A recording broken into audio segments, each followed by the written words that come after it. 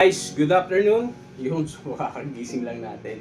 Pero gagawin na natin itong isang pinadala sa atin isang araw from Gentry. So WE High Kappa 5.1 Dragon. Magpapalit tayo ng lower frame o yung pinaka hand grip. Kasi yung dati niya is crack na.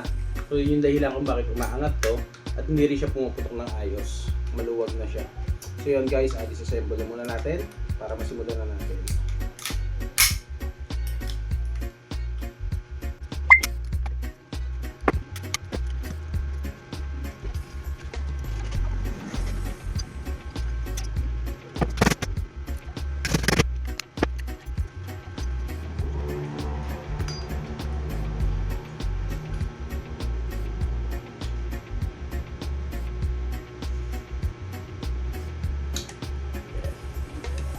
Guys, pakita ko sa inyo ito yung dati.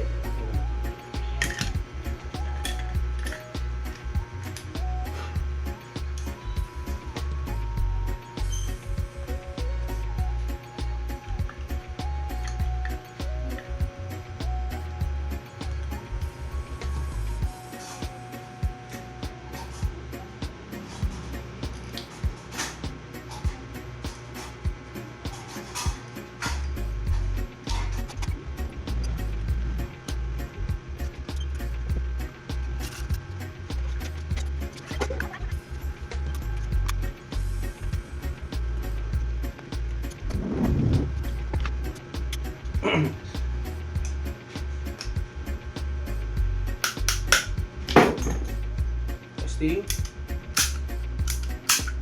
Then guys, ganyan. Okay na siya. Working yung safe. At wala na siyang kalog.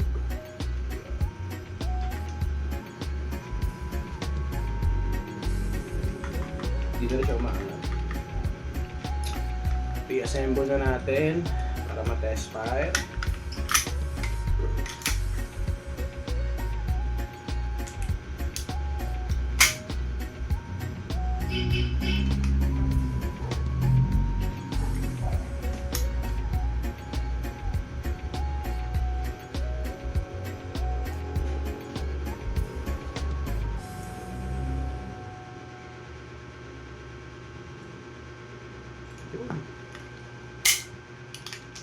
Yes.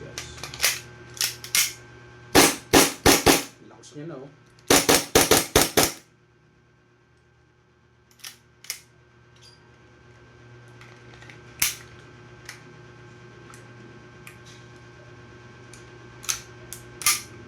Yan guys, kita nyo, okay na siya, napalitan na natin.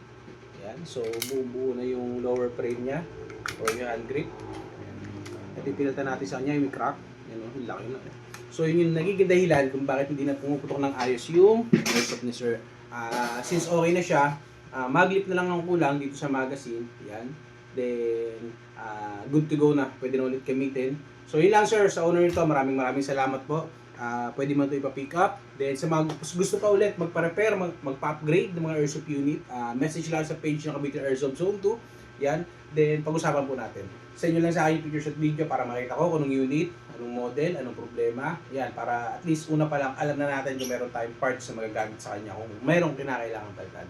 So yun lang po. Maraming salamat.